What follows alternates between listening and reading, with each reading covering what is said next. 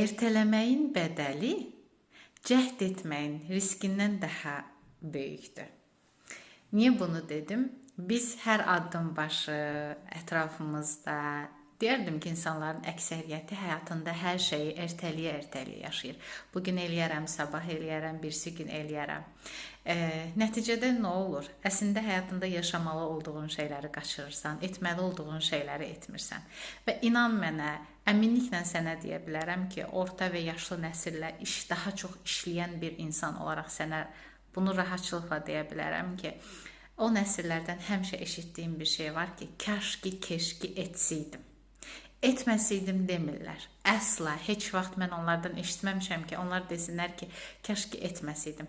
Kaş ki etsəydim. Yəni, düşünürəm ki, hansı ki o risk etmədikləri, sonra edərəm, bəlkə belə olacaq, bəlkə elə olacaq dediyi şeylərin kəşkilərini və keşkilərini yaşayırlar. Çünki insan müəyyən bir yaşa çatanda bunu yaşlı nəsillə işləyəndə mən görmüşəm.